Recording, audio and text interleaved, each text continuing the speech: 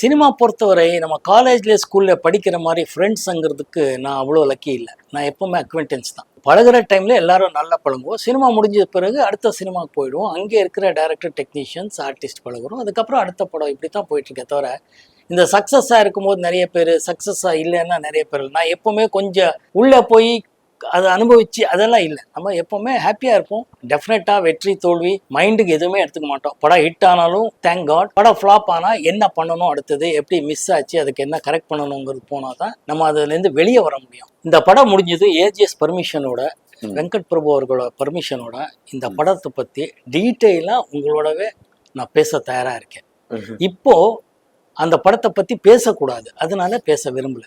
மக்களால் தேர்ந்தெடுத்த மிகப்பெரிய நடிகர், ஹீரோவாக விஜய் சார் இருக்கிறார். தளபதி விஜய் சொல்லக்கூடியவர். அவரோட நடிக்கிறதுக்கு ஒரு வாய்ப்பு வந்திருக்கு. ரொம்ப அவர்கிட்டேருந்து கற்றுக்க வேண்டியது இருக்குது. ஏன்னா is a very very very deep person, very silent man. அந்த அளவுக்கு சைலண்ட்டாக இருக்கிறது கற்றுக்கணும்னு நானே ஆசைப்படுறேன். இது அவர்கிட்டயே நான் சொல்லியிருக்கேன். இதான் அவருக்கு சார் வெற்றி. எந்த ஒரு நடிகர் நடிகைகளுக்குமே வெற்றியின் உச்சத்தில் இருக்கும்போது சூழல்கள் வேற மாதிரி இருக்கும், அதிக நண்பர்கள் இருப்பாங்க. ஆனா அதே சூழல் மாறும்போது நண்பர்களோட வட்டம் குறையும், கான்டாக்ட்ஸ் எல்லாமே விலகி போவாங்கன்ற மாதிரி ஒரு சூழ்நிலை இருக்கு. இது மாதிரி ஒரு சூழ்நிலையை நீங்க ஃபேஸ் பண்ணிருக்கீங்களா? இல்லை, சினிமா பொறுத்தவரை நம்ம காலேஜ்ல ஸ்கூல்ல படிக்கிற மாதிரி ஃப்ரெண்ட்ஸுங்கிறதுக்கு நான் அவ்வளோ லக்கி இல்லை. நான் எப்பவுமே அக்வென்டன்ஸ் தான். இப்போ பழகுற டைம்ல எல்லாரும் நல்லா பழகுவோம். சினிமா முடிஞ்ச பிறகு அடுத்த சினிமாவுக்கு போயிடுவோம். அங்கே இருக்கிற டைரக்டர், டெக்னீஷியன்ஸ், ஆர்டிஸ்ட் பழகுறோம். அதுக்கப்புறம் அடுத்த படம் இப்படி தான் போயிட்டு இருக்கே தவிர, இந்த சக்ஸஸாக இருக்கும்போது நிறைய பேர், சக்ஸஸாக இல்லைன்னா நிறைய பேர். நான் எப்பவுமே கொஞ்சம் சோஷியல் மீடியாவில் இல்லைங்கிற மாதிரி சினிமா ஆட்களோட பழகுவே தவிர I am not into in. So உள்ளே போய் அதை அனுபவிச்சு அதெல்லாம் இல்லை. நம்ம எப்பவுமே ஹாப்பியாக இருப்போம். அந்தந்த டைமில் அந்தந்த இயக்குனர், சக நடிகர் பார்ப்போம். அதுக்கப்புறம் நானாக இருக்கிறதுனால எனக்கு அந்த மாதிரி எல்லாம் ஃபீலிங்ஸ் வந்தது. சுகாஸ்ரீ மேடம் ஒரு வாட்டி சொல்லும் போது நீங்க ரொம்ப சேட்டைக்காரர், நாட்டி பாய்னு சொல்லியிருக்காங்க. அப்படியா சார்? இல்லை, நீங்கள் அவங்ககிட்ட தான் கேட்கணும். நான் என் நாட்டி பாயா இல்லை, நான் இப்படி சொல்ல முடியும், எனக்கு புரியல. சார் சினிமாவில் வெற்றி தோல்வியை நீங்க எப்படி பார்க்குறீங்க? இட்ஸ் அன் எக்ஸ்பீரியன்ஸ், அவ்வளோதான். டெஃபினட்டாக வெற்றி தோல்வி மைண்டுக்கு எதுவுமே எடுத்துக்க மாட்டோம். படம் ஹிட் ஆனாலும் தேங்க் காட், படம் ஃப்ளாப் ஆனால் என்ன பண்ணணும், அடுத்தது எப்படி மிஸ் ஆச்சு, அதுக்கு என்ன கரெக்ட் பண்ணணுங்கிறது போனால் தான் நம்ம அதுலேருந்து வெளியே வர முடியும். பிகாஸ் அதர்வைஸ் எல்லோரும் அந்த டிப்ரெஷனுக்கு போயிடுவோம், இல்லைன்னா அந்த ஒரு டாப் எண்டுக்கு போய் நின்றுடுவோம். அது ரெண்டுமே எனக்கு இல்லை. சார் இப்போ இந்த பார்ட் 1 பார்ட் 2 சீசன் இருக்கு. ஸோ மோகன் சாரோட படங்கள் பார்ட் 2 பண்ணணும்னா நீங்க எந்த படத்தை சொல்லுவீங்க? தயாரிப்பாளர் யாராவது இருக்கிறதா தான் சொல்லுங்க. நிறைய கதைகள் பேசலாம், நிறைய படங்கள் இருக்கு. சார் இப்போ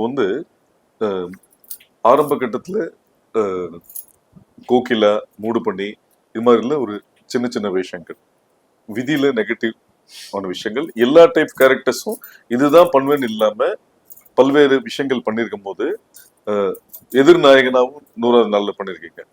இப்போ கோட்ல நீங்க எதிர்நாயகனாக நடிப்பதாக கூறப்படுகிறது, ஊடகங்கள் சொல்லப்படுகிறது. இந்த படத்தை செலக்ட் பண்றதுக்கு என்ன ரீசன்? இந்த படம் முடிஞ்சது ஏஜிஎஸ் பர்மிஷனோட, வெங்கட் பிரபு அவர்களோட பர்மிஷனோட. இந்த படத்தை பற்றி டீட்டெயிலாக உங்களோடவே நான் பேச தயாராக இருக்கேன். இப்போ அந்த படத்தை பற்றி பேசக்கூடாது, அதனால பேச விரும்பல.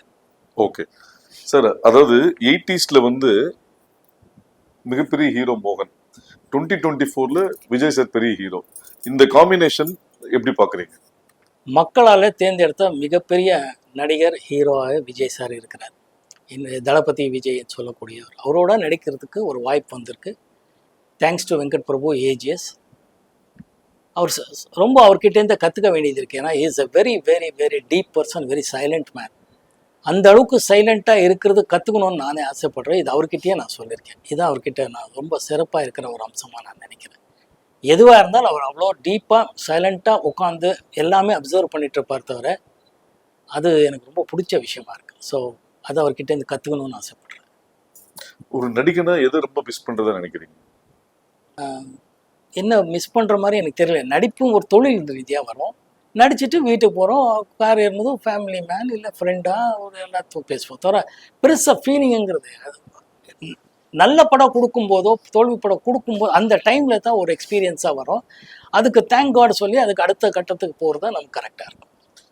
சார் நடிகனா சில இடத்துல நம்ம தவறி இருக்கலாம், ஆனா மனுஷனா நான் ஜெயிச்சிட்டேன்னு சொல்றதா இருந்தா நீங்க எதை சொல்லுவீங்க?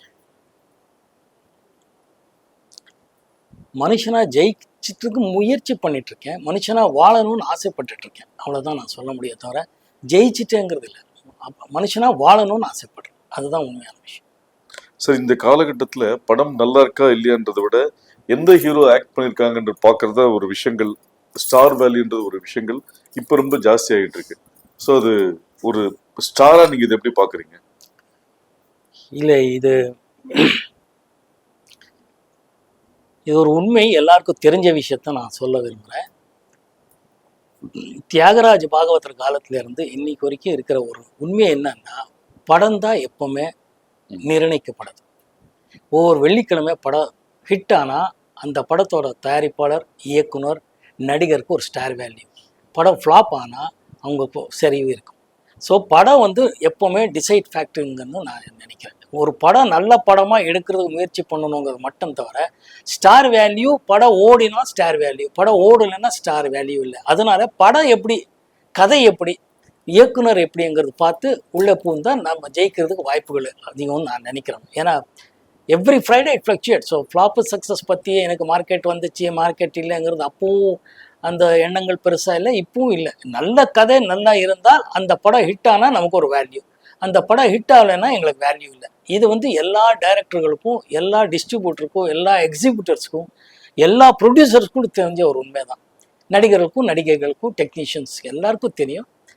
பட் அது முகம் ஹீரோ ஆர் யாராவது தெரியறதுனால அப்படி சொல்கிறாங்க. பட் எல்லா ஹீரோக்களுக்கும், எல்லா டைரக்டர்களுக்கும் தெரிஞ்ச ஒரு உண்மை, ப்ரொடியூசர்களுக்கும் தெரிஞ்ச உண்மை, படம் மட்டும்தான் deciding factor. Sir Balu Mahendra sir உங்க லைஃப்ல ஒரு முக்கியமான ஒரு அவர் ஆஸ் எ சினிமோட்டோகிராஃபரா உங்களுக்கு ரொம்ப பிடிக்குமா, டைரக்டரா ரொம்ப பிடிக்கும்? டைரக்டர் என்னோட குருநாதருங்கிற ரீதியில் அவர் மேலே ரொம்ப மரியாதையும் பக்தியும் இருக்குது. அவரை டைரக்டர், ஏன்னா அவர் தான் ஃபிலிம் மேக்கர். பார்த்தீங்கன்னா இப்போ சொல்கிற விஷயம் அவர் அப்போவே பண்ணிட்டு இருந்தார். அவர் எக்ஸாக்டாக பார்த்தீங்கன்னா எடிட்டிங், மியூசிக் நாலேஜ் ஆகட்டும், ஃபோட்டோகிராஃபி ஆகட்டும், டைரக்ஷன், கதை, திரைக்கதை, வசனம் எல்லாம் பண்ணியிருக்கிறார். நான் அவரை பார்க்கும்போதே ஒரு டைரக்டர். அதனால எனக்கு டைரக்டராக தான் பிடிக்கும், ஃபிலிம் மேக்கராக பிடிக்கும். டைரக்டருங்கிறத விட is an extraordinary film maker. Sir second படத்துலேயே நேஷனல் அவார்ட், தொடர்ந்து ஃபிலிம்ஃபேர் அவார்ட், வெற்றி நாயகன், அந்த விருதுகள் குவியும் போது உங்க மனநிலை எப்படி இருந்தது? நான் உங்களுக்கு போர் அடிக்கும், பட் அதான் உண்மை. தேங்க் காட் தான் சொல்லணும், வேற என்ன சொல்ல முடியும்? அடுத்த கட்டத்துக்கு போனோம், தேங்க் காட் தவிர வேற எதுவுமே நினைக்கல. நல்ல கூட்டணியில் என்ன சேர்த்து வச்சுட்டு இருந்தாருங்கிறது தான் இறைவனுக்கு நன்றி சொல்ல. சார் இப்போ மோகன் சாரை இந்த லவ் பண்றவங்க, லவ் பண்ணலான்னு இருக்கிறவங்க, லவ்ல ஃபெயிலியர் ஆனவங்க, இவங்க எல்லாம் மோகன் சார் ஒரு டிக்ஷனரியா பாக்குறாங்க. ஏன்னா லவ் பண்றதுக்கும் பாட்டு கொடுத்துருக்கீங்க, லவ் பிரேக்கப்புக்கும் பாட்டு கொடுத்துருக்கீங்க. ஸோ நீங்க ஒரு பல பெண்களின் நாயகன் அப்படின்ற மாதிரியும் சொல்றாங்க. ஒரு அந்த பீரியட்ல ஜெமினி கணேசன் சார் காதல் மன்னன் அப்படின்ற போது உங்களுக்கு அதே மீறி காதல் சக்கரவர்த்தி அப்படின்றலாம் கூட நிறைய இருக்கு. நிறைய பெண்கள் மட்டும் இல்லாம பெண்களின் அம்மாக்களுமே உங்களுக்கு நிறைய பேர் பிடிக்கிற மாதிரியான ஆட்களா இருந்திருக்கீங்க. இது நீங்க எப்படி பாக்குறீங்க? நீங்க எங்கே வரீங்கன்னு தெரியுது. இது நான் எப்பவுமே இயக்குனர் தான் பார்க்குறேன். ஏன்னா இயக்குனர் என்ன சொல்றாரோ அதை செய்யறது தான் நான். அதனால இயக்குனர் நல்லா என்னை என்னோட டேலண்ட்டை எப்படி யூஸ் பண்ணணும்னு தெரிஞ்சு கரெக்டாக ஒரு ப்ரொஜெக்ட் பண்ணாங்கங்கிறதும், அந்த காலத்துக்கு வேண்டிய கதை, திரைக்கதை புதுசாக பண்ணுறாங்க அந்த பசியில் இருக்கிற இயக்குனர்கள் பண்ணுறத நான் நடிச்சதுனால அந்த இமேஜ் வந்ததுக்கு ஒரு காரணமாக இருக்கு. சார் ப்ரொடியூசரோட ஃபேவரட் ஹீரோவும் இருக்கீங்க, நியூ டைரக்டர்ஸோட ஃபேவரட் ஹீரோவும் பயணப்பட்டிருக்கீங்க. இது எப்படி பார்க்குறீங்க? பொதுவாக பயணங்கள் முடிவுதலைக்கு அப்புறம் நான் புதுசாக பசி இருக்கிற ஒரு இயக்குனர்களாக தேர்ந்ததில் இருப்பேன். எப்பவுமே அந்த தேடுதல் தான் எனக்கு. ஏன்னா நல்ல இயக்குனர்கிட்ட நம்ம இருந்தால், நம்ம நல்ல டைரக்டரோட கூட்டணியாக இருந்தாலே படம் ஜெயிக்குங்கிறது தான் என்னோட கீதை.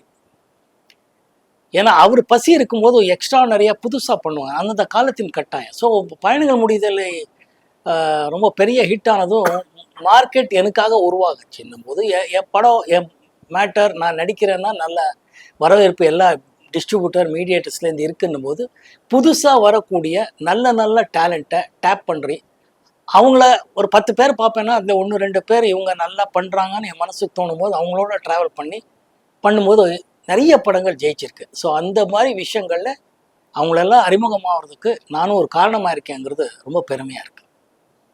ஸோ பெரிய பட்ஜெட் இல்லாம ஒரு நார்மல் பட்ஜெட்ல மேக்ஸிமம் சக்சஸ் இருக்கீங்க. பெரிய பட்ஜெட் படங்கள் ஏன் பண்ணல? நான் சொன்ன மாதிரி கதை தான் எனக்கு முக்கியம். கதையும் திரைக்கதையும் அதை எப்படி டைரக்டர் சொல்வார், இதுதான் நான் நம்பி போகிறேன். அது கனெக்ட் ஆனாலே ஆடியன்ஸோட கனெக்ட் ஆனால் படங்கள் ஓடும். பட்ஜெட் முக்கியம்தான், பட் படம் ஹிட் ஆகிறதுக்கு அது முக்கியமாங்கிறது எனக்கு இது வரைக்கும் தெரியல. ஹிட் ஆகிறதுக்கு ஆடியன்ஸுக்கு கனெக்ட் பண்ணணும். ஆக்ஷன் படமாக இருக்கட்டும், லவ் சப்ஜெக்ட் ஆகட்டும், த்ரில்லர் ஆகட்டும், எங்கேயும் ஆடியன்ஸ் கனெக்ட் ஆகி அவரை என்கேஜ் பண்ணணுங்கிறது டைரக்டர் கையில் தான் இருக்குது. அஃப்கோர்ஸ் ஏன் டைரக்டர் கையில் இருக்குன்னு நான் அடிக்கடிக்கு சொல்கிறேன்னா, அவர் தான் கேப்டன் ஆஃப் த ஷிப்னு சொல்லுவாங்க. நீங்கள் எல்லாம் கேள்விப்பட்டிருப்பீங்க. இந்த 25 கிராஃப்ட் டெக்னீஷியன்ஸ் ஆர்டிஸ்ட் எல்லாருமே அவரோட பின்னாடி நிற்போம். ஷிப்பே ப்ரொடியூசர்னு சொல்லுவேன். ப்ரொடியூசரு டைரக்டர் கரெக்டாக அமையும் போது அவங்க நல்ல நல்ல டெக்னீஷியன்ஸ் நல்ல நல்ல ஆர்டிஸ்ட் போட்டு ஒரு நல்ல கதைக்கு எப்படியெல்லாம் எடுத்தால் நல்லா வரோங்கிறதுல நான் அப்படி பண்ணால் நல்லா வரோங்கிறதுல எனக்கு நம்பிக்கை இருக்குது. ஸோ பட்ஜெட்டை விட இந்த மாதிரி கூட்டணி பண்ணி யார் ஜெயிக்கிறாங்கங்கிறது தேடுதல் எனக்கு வேற ஒன்று.